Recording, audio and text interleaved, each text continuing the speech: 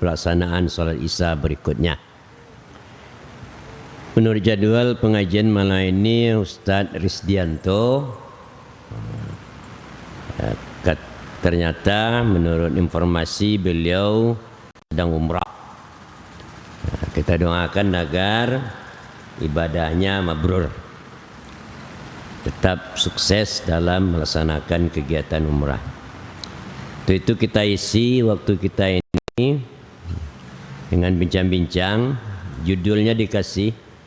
Judulnya adalah takwa di musim hujan. Saya ulangi, judulnya takwa di musim hujan. Kenapa itu judulnya? Pertama, karena kita dikehendaki bertakwa kepada Allah Subhanahu wa taala.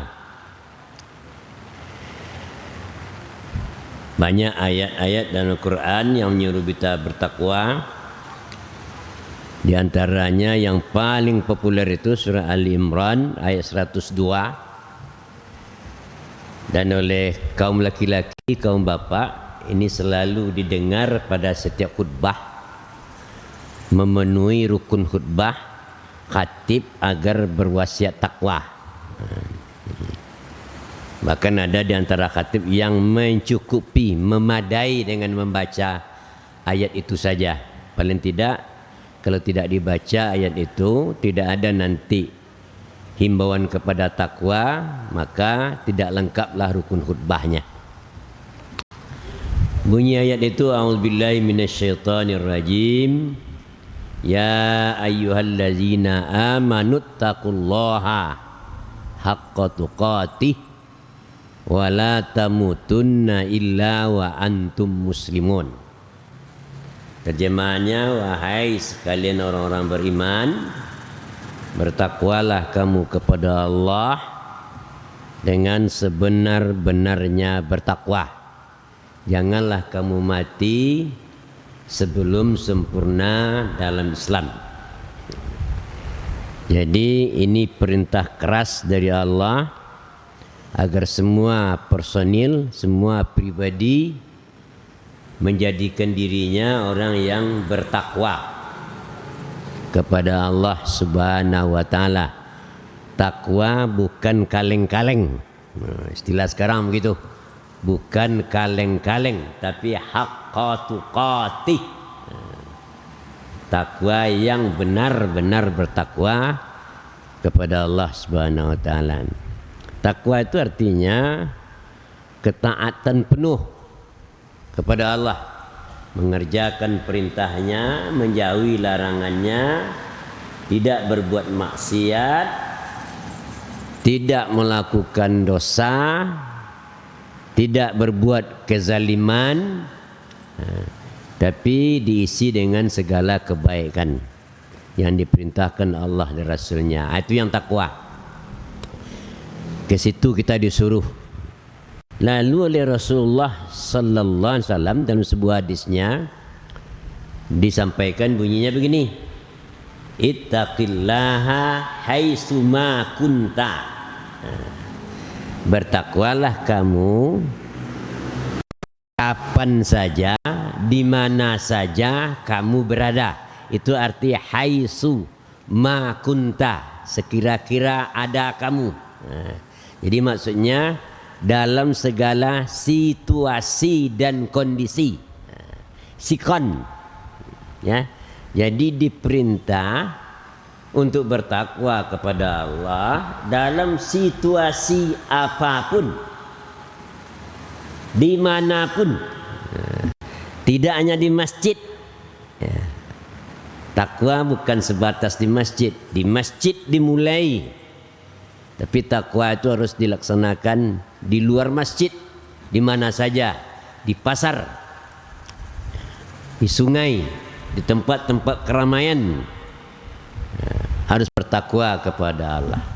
Ketika situasi aman, nyaman, tentram, takwa. Nah, sekarang kita dalam situasi hujan. Ya. Hujan turun secara terus menerus, ya. Kalau tidak salah sudah lebih kurang 1 bulan diguyur hujan, dan syukur kita di sini alhamdulillah aman-aman dari musibah. Tapi di tempat lain saudara-saudara kita dilanda oleh musibah yang mengerikan, korban jiwa, korban harta, itu pada 3 provinsi, Aceh, Sumatera Utara, dan provinsi kita Sumatera Barat. Alhamdulillah kita di Pikumbuh masih aman. Semoga tetap aman, tidak mengalami penderitaan yang dialami oleh kawan-kawan kita yang ditimpa musibah itu. Nah, kita diperintah bertakwa di segala situasi, termasuk dalam situasi musim hujan.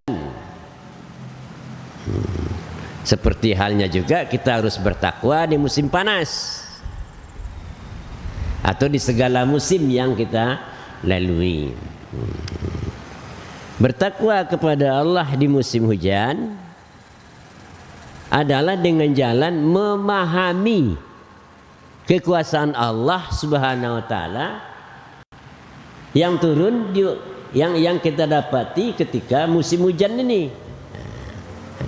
Hujan itu sebuah kekuasaan Allah, harus dipahami agar kita bertakwa kepadanya. Penjelasan tentang hujan sebagai kekuasaan Allah banyak sekali dalam Al-Quran, banyak sekali. Antara lain surah An-Nur ayat 43. Saya bacakan. A'udzubillahi minasyaitonir rajim. Alam tara annallaha yusji sahaban summa yu'allifu bainahu summa yajalu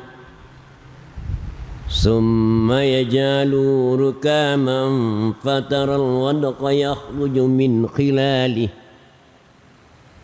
wa yunazzilu minas samaa'i min jibalin fiha min baradin fayusibu bihi man yasha'u wa yasrifu amman yasha'u yakadu sana barqi yazhabu bil absar. Terjemahnya, tidakkah kamu perhatikan bahwa sungguhnya Allah mengarak awan, kemudian disusunnya awan itu, kemudian lagi awan yang bersusun tadi tindih bertindih, yaj'aluhu rukama, tindih bertindih. Kita lihat awan ya, berkumpul ya, hitam pekat, itu namanya rukama. Sudah itu fataral wadqa yakhruju min khilali, lalu keluarlah air dari celah-celah awan itu. Wa yunazzilu minas sama', dan Allah menurunkan pula dari langit, min jibalin, juga dari gunung-gunung, fiha ya, min baradin, ada butiran-butiran es. Hujan yang kasar, butiran-butiran es ditimpakan Allah, fayusibu bihi may yasha', ditimpakannya kepada orang yang dikehendakinya, wa yasrifu amman yasha', dan dihilangkannya, dihindarkannya dari orang yang dikehendakinya. Artinya hujan ataupun butiran es turun pada tempat tertentu, tapi di tempat lain tidak, walaupun tempat itu berdekatan. Di Tanjung Pati hujan turun, di sini tidak. Atau di Kotonan 4 hujan lebat, Kotonan Gadang tidak. Itu sering terjadi seperti itu. Kadang-kadang kita melihat terheran-heran, hujan dari situ, wah sekonda. Nampak orang pakai mantel, nggak basah-basah kuyuk, ya, atau mobil lewat, nampak di sana bekas hujan.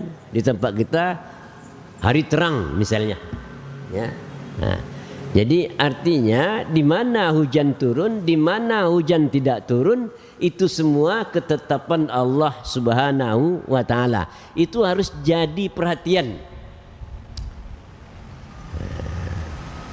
Merasakan begitulah kekuasaan Allah Subhanahu wa taala. Tidak ada seorang pun, tidak ada sebuah kekuatan pun yang bisa menurunkan hujan. Kalaupun sebelum ini kita dengar-dengar ada hujan buatan, itu bukan bikin hujan dalam pengertian ya seperti Allah menurunkan hujan. Dia cuma katanya memecah mendung yang ada, awan yang ada, ya. Itu pun biayanya tidak sedikit, tidak seimbang dengan keuntungan hujan yang turun akibatnya. Banyak biayanya, tidak memadai. Nah, Allah menurunkan hujan cukup untuk kebutuhan kita. Lalu di ujung ayat, yakadu sana barqi yazhabu bil absar, ya. Kilatan, ya, sembaran kilatnya hampir menutupi pemandangan, memberitahu kita bahwa tidak jarang ketika hujan turun ada kilat. Ada kilat. Nah, kilat itu juga berkaitan dengan guruh, juga berkaitan dengan petir. Itu pun disebut dalam surat bernama surat Ar-Ra'du, surat guruh. Namanya surat guruh. Allah menyebut di sana menjelaskan soal kilat, guruh dan petir. Surah Ar-Ra'du ayat 21 kalau tidak salah. Ayat 21. Jadi menurut orang ahli, ya, kilat itu dengan petir itu sejalan. Kilat, petir. Tapi karena dia jauh kejadiannya dari tempat kita, maka beda, ya, beda waktu kilat dengan petir atau dengan guruh. Karena menurut ilmu pengetahuan, kejadian beda tempat, beda jarak 6 km itu 1 detik, ya. Jadi kalau 1 detik beda kejadian bunyi dengan kilat, itu berarti jaraknya 6 km. Guruh itu adalah petir yang jauh dari kita, ya kan? Yang jauh dari kita, itu namanya petir. Dalam Al-Quran disebut petir dan kilat itu adalah bertasbih kepada Allah Subhanahu wa taala. Jadi tasbih alam. Tasbih alam kepada Allah Subhanahu wa taala.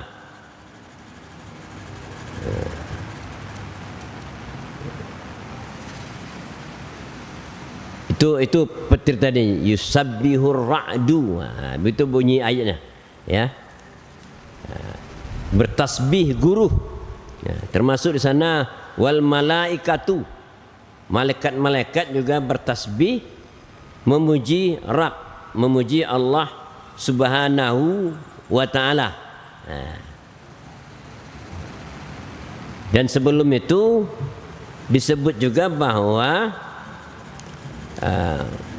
guruh tersebut, petir tersebut terjadi kilatnya itu ada memberikan manfaat kepada manusia, tapi juga mendatangkan rasa takut.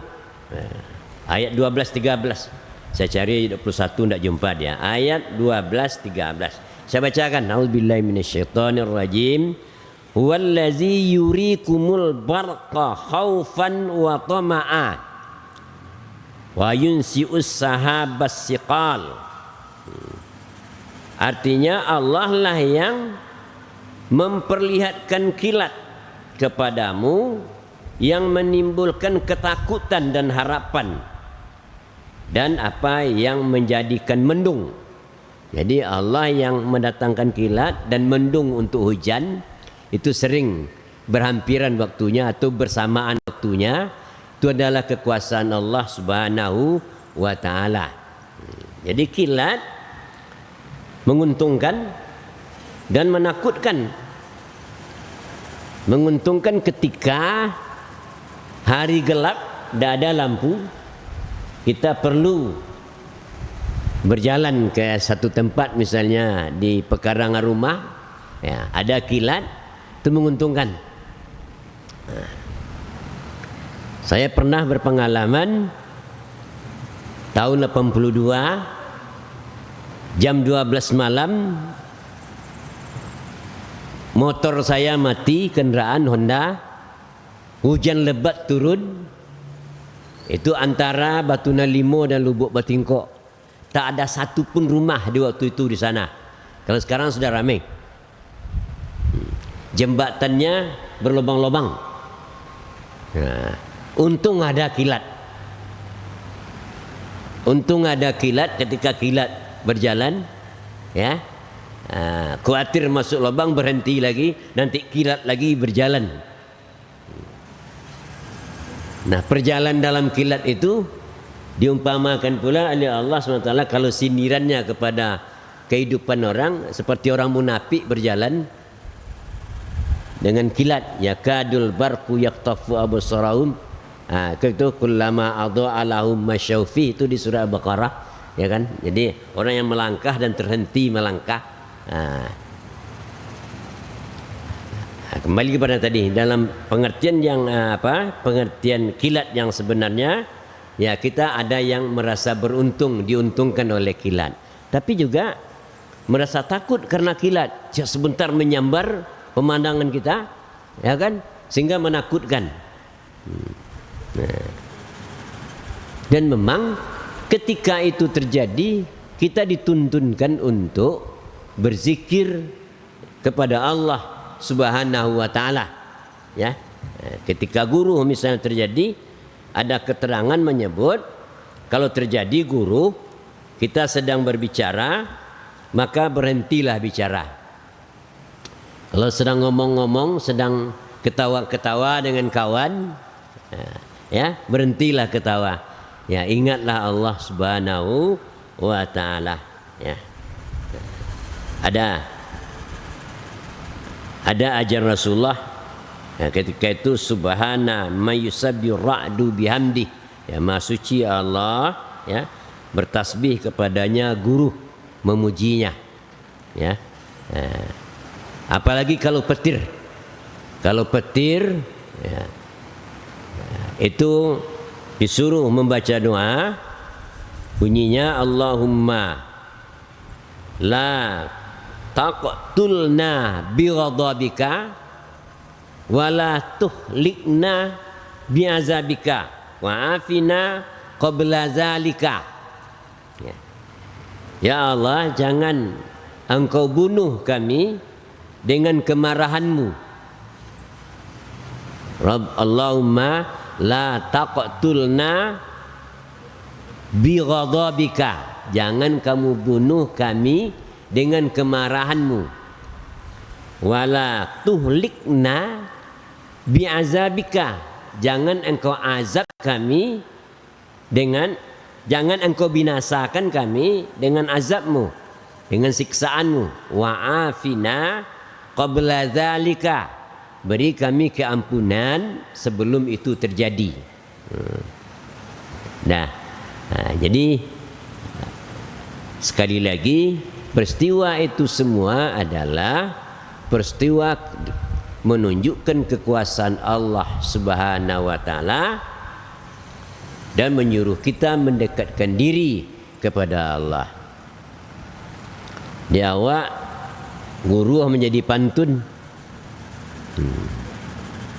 Ya kan, lurilah jalan kape kumbuah, berhenti di kota alam. Oh, pantun kami di sini kok. Ya kan? Kau nak tahu jati rusuh, dengarlah guru tengah malam. Ya kan? Syukur jugalah mungkin ada kesan pelajarannya, tapi yang lebih dari itu mendekatkan diri kepada Allah, berdoa kepadanya ketika itu terjadi. Nah, kembali tadi, jadi guru, kilat, petir itu menyertai hujan. Kembali soal hujan. Hujan tadi diturunkan Allah Subhanahu wa taala atas kekuasaannya supaya kita perhatikan, dan Allah menjelaskan di ayat lain bahwa hujan itu merupakan rahmat, nikmat kepada manusia. Jadi dimensi hujan itu adalah sebagai rahmat. Nanti ada yang bertentangan dengan itu ya.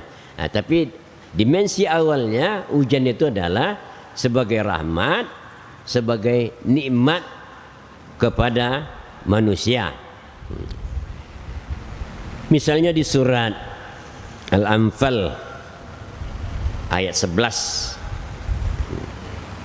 bunyinya yang tentang hujan, di sepertiga dari awal pangkal ayat surat, A'udzubillahi minasyaitonirrajim, wa yunazzilu 'alaikum minas sama'i ma'a.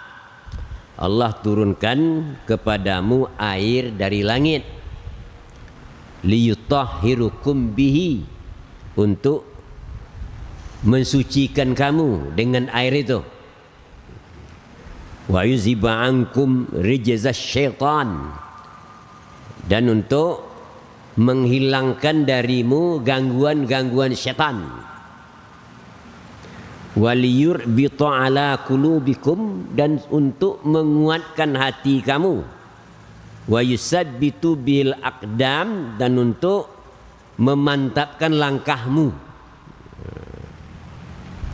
Ini berhubungan dengan situasi panas kemudian turun hujan ketika Rasulullah perang bersama sahabat. Ahli tafsir menyebutnya di perang Badar, ya. Ketika itu hujan tidak turun hujan, ya. Lalu ada bisikan setan, katanya mana ada Allah sayang kepada kamu, buktinya hujan tidak turun. Nah, lalu diturunkan Allah hujan, ya.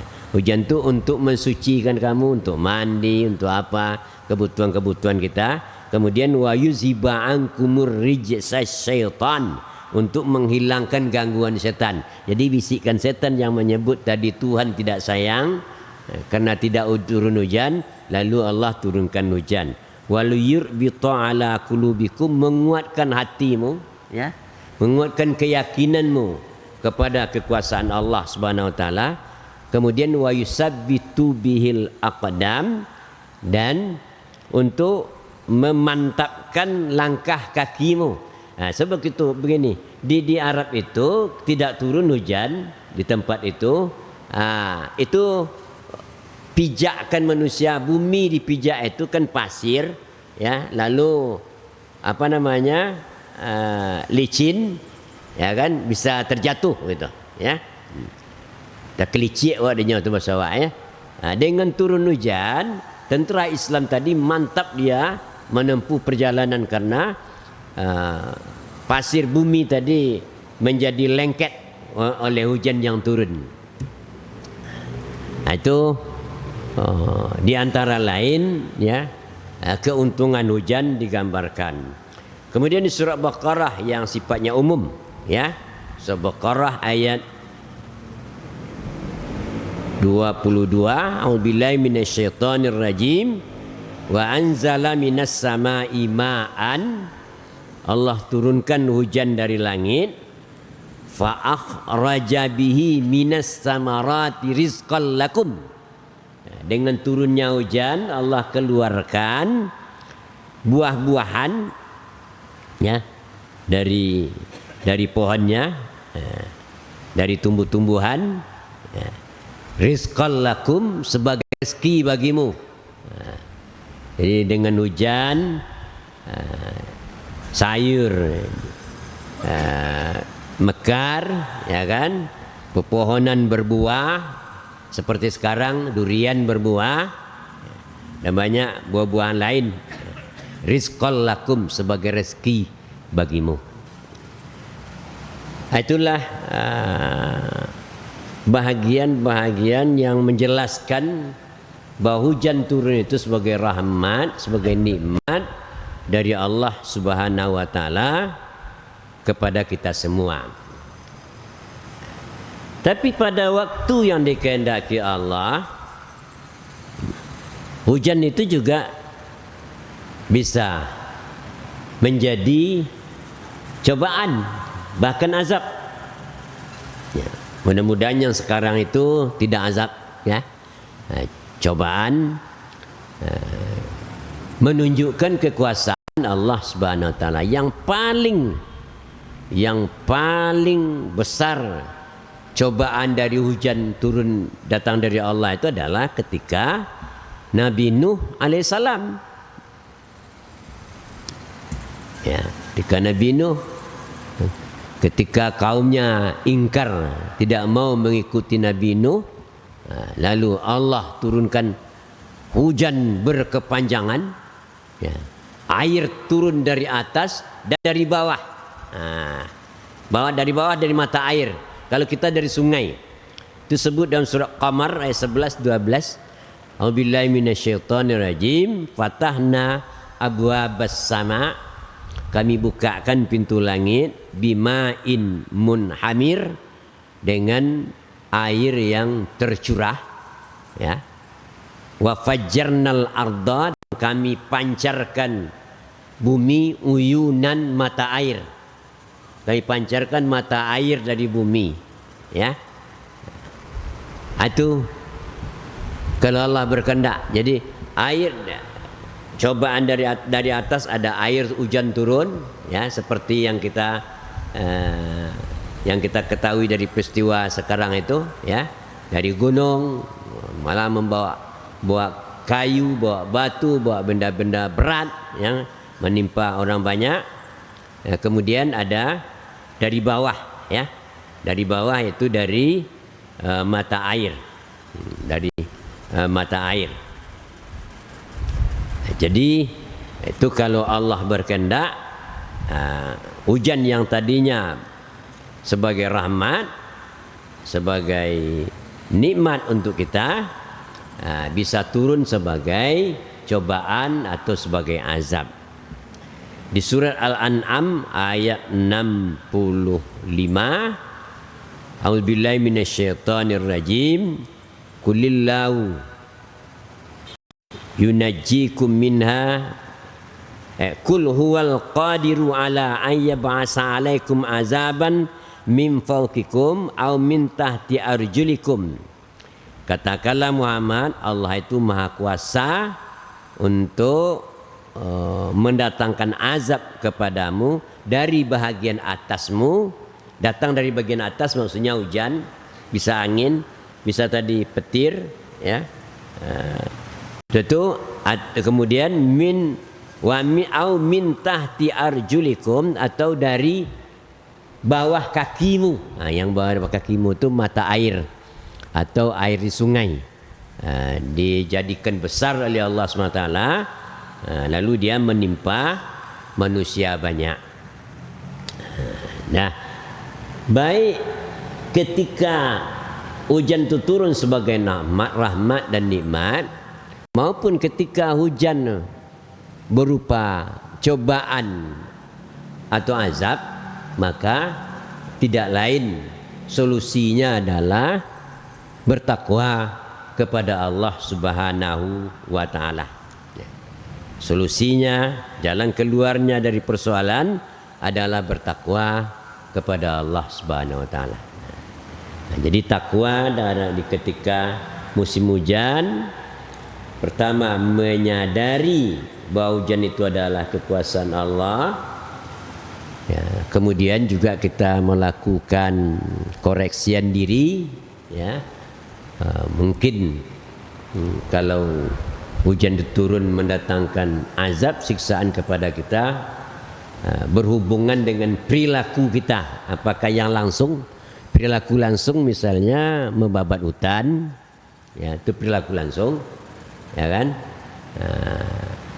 Tapi yang tidak langsung juga, misalnya kita berbuat fahsya, perzinaan merajalela, ya, bahkan main curang dalam menimbang, berbuat zalim, berbohong sepanjang waktu, semuanya bisa berhubungan dengan kehendak Allah untuk mendatangkan cobaan atau siksaan kepada manusia.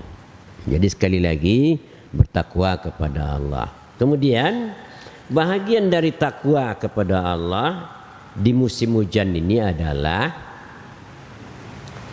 menjadikan peristiwa ini sebagai ladang ibadah kepada Allah.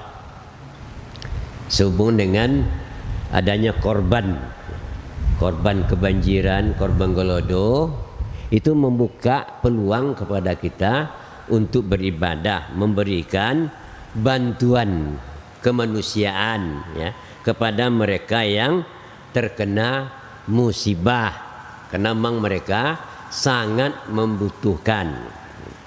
Kita sudah 3 kali, ya, pergi. Pertama ke Koto Tinggi, ke Kampung Pak Wan di Ayange, ya. Kedua ke Sungai Landia, dan hari kemarin kita kembali dari Palembayan, ya. Ternyata subhanallah, masya Allah, ya.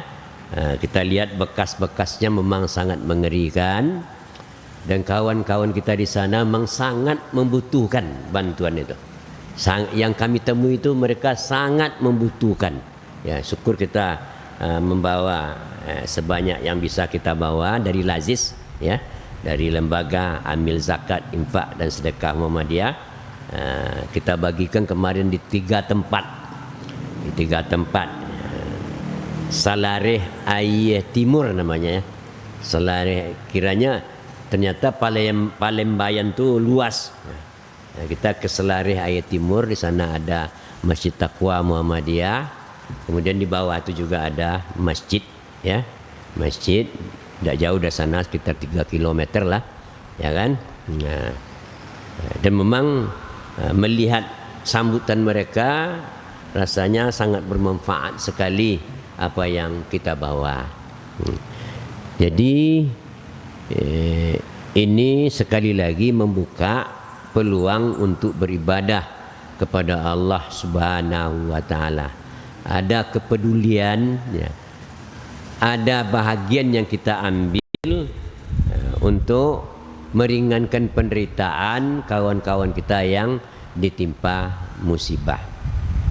Dan ini sekaligus memberikan pelajaran kepada kita semua untuk selalu, ya, tidak saja di musim hujan, tapi nanti selalu saja kita punya perhatian dan memberikan santunan, memberikan memberikan pelayanan terhadap orang-orang yang membutuhkan, ya, ada orang yang membutuhkan.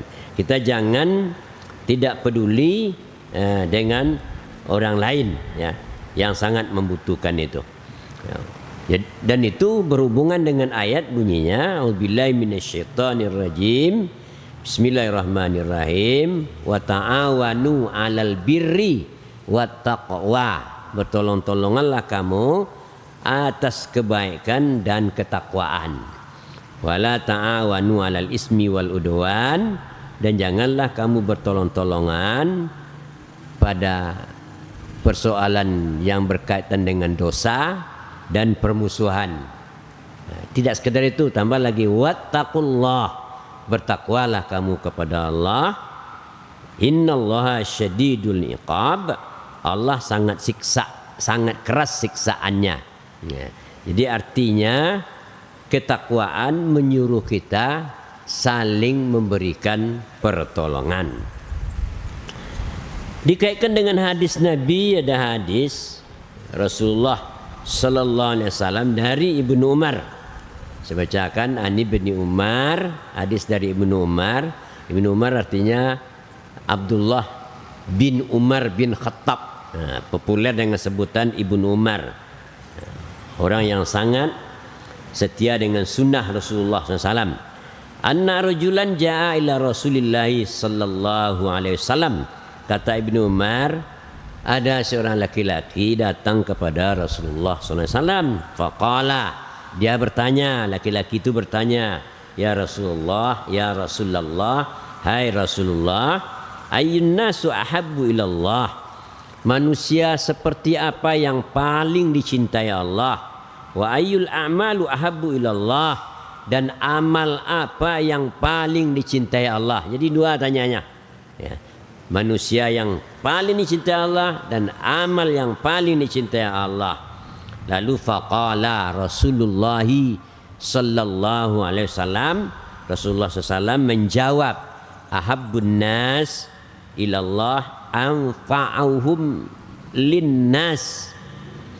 Yang paling disayangi Allah manusia adalah manusia yang bermanfaat kepada manusia lain. Jadi kehadirannya menguntungkan, ya. Selalu saja dia memberikan kebaikan kepada orang. Itu yang paling dicintai Allah. Amal yang paling cintai Allah, wa ahabbul a'malu ilallah, amal yang paling dicintai Allah, sururun tudkhalahu ala muslim, adalah kegiatan memberikan kebahagiaan kepada muslim. Ya, kegiatan memberikan kebahagiaan bisa melalui material, materi, uang, harta, ya, atau melalui pemikiran, ya, konsep, apa namanya ini, nasihat, ya. Bisa juga melalui ketampilan kita yang simpati, ya, dengan senyum, ya, itu bisa. Jadi itu sururun tudkhalahu ala muslim, kebahagiaan yang diberikannya kepada muslim. Au takshifu anhu kurbah, atau dia menghilangkan kesulitan. Kawan kita yang sedang sulit, ya, karena bencana, dihilangkan kesulitannya. Mungkin dia tidak punya lagi alat-alat dapur, tidak punya pakaian, tidak punya makanan, ya kan, dihilangkan kesulitannya. Itulah amal yang paling dicintai Allah Subhanahu wa taala. Ada hadis lain menyebut satu kesulitan orang, ya, kita atasi di dunia ini, nanti akan diimbali Allah dengan melenyapkan beberapa kesulitan kita di akhirat. Padahal kesulitan di akhirat lebih dahsyat dari kesulitan dunia. Satu cuma kesulitan dunia, ya, yang kita atasi, yang kita hilangkan dari orang, beberapa nanti kesulitan di akhirat akan dilenyapkan Allah. Nah, jadi begitu pentingnya. Kemudian ada autuqadha anhu dinan, atau kamu bayar utang kawan, bayar utang orang. Ini payah ini untuk memahaminya barangkali, ya. Mungkin doang ngecek lama saya orang nyoba utang awak bayar. Kalau benar utang itu adalah soal kebutuhannya, bukan soal persoalan kelicikan, bukan apa namanya sekarang, bukan penipuan, ya. Kita tahu betul kawan kita itu punya hutang dan dia tidak bisa membayarnya, kita mampu membayarnya, tuqadha anhu dinan, bayarkan hutangnya. Ini amal yang paling disenangi oleh Allah Subhanahu wa taala. Au tutradu anhu ju'an, atau membebaskan orang dari lapar. Nah, tidak makan ya. Janganlah orang yang tidak makan itu dihina pula, dikasih ocehan. Bah tidak makan, tidak usaha nanti ya kan? Padahal dia tidak makan, ya, atau miskin itu kan karena juga kehendak Allah Subhanahu wa taala, dan itu peluang untuk kita berbuat baik, ya, beramal, bahkan amal yang sangat dicintai oleh Allah Subhanahu wa taala. Nah, ini kalau kita baca ternyata kegiatan kemanusiaan, ya, itu sangat tinggi nilainya di sisi Allah Subhanahu wa ta'ala. Dan kadang-kadang ini kurang jadi perhatian kita. Kita kalau soal amal lebih banyak terjemahannya sholat di masjid. Kalau infak ke masjid, sholat itu ya, tidak salah ya. Tapi melakukan ibadah, ya, untuk kesejahteraan orang tidak kurang nilainya. Di sini ujungnya ini hebat. Ada hebat ini. Saya bacakan. Wala in amsi ma'a akhili fi hajatin ahabbu ila min a'taqib fi hazal masjid, yakni Masjidul Madinah syahran. Apa terjemahannya? Berjalan, ya, melakukan satu kegiatan, maksudnya bersama saudaraku untuk memenuhi kebutuhannya, ya, lebih aku cintai daripada beriktikaf di masjidku ini, di Masjid Madinah 1 bulan. Nah, jadi orang yang mengurusi persoalan orang lain di kampungnya, di tempat tinggalnya, tetangganya, menurut hadis ini lebih baik dari iktikaf 1 bulan di Masjid Madinah, Masjid Nabawi, masjidku ini, kata Nabi. Bunyinya, bunyi lonceng. Jadi artinya jangan persoalan kemanusiaan diabaikan. Itu bahagian dari ketakwaan kepada Allah Subhanahu wa ta'ala. Syukurlah kita semua sudah rajin beribadah ke masjid, ya, berinfak, bersedekah ke masjid. Masjid Ansarullah juga butuhkan bantuan, ya, sekarang juga mengalami mengalami kekurangan dana, ya kan? Tapi jangan abaikan berbuat baik kepada orang, ya. Jangan dikira memberikan bantuan kepada orang kurang nilainya dibanding dari ke masjid. Ya. Kalau ini dipahami ini, ya, banyak kita yang harus harus menyadari ketertinggalan kita selama ini, ya, soal persoalan-persoalan yang menyangkut dengan sosial kemasyarakatan, ya. Tidak hanya sekedar menjenguk sakit, ya, tidak hanya sekedar menjenguk sakit, itu ya juga, ya. Tapi bagaimana mensejahterakan kehidupan saudara-saudara kita, kawan-kawan kita. Jadi kesimpulan sekali lagi, dari peristiwa turun hujan, terjadi musibah, lalu ada yang terkena, itu peluang untuk kita untuk berbuat baik, ya, berbuat baik untuk menyantuni mereka, dan santunan kepada korban yang terkena musibah itu harus kita kembangkan ke segala situasi, tidak hanya di situasi ini. Sepanjang waktu kita harus terbiasa untuk melakukan kebaikan-kebaikan kepada sesama manusia, dan itu bahagian dari ketakwaan kepada Allah Subhanahu wa taala. Sekian saja, banyak maaf. Wassalamualaikum warahmatullahi wabarakatuh.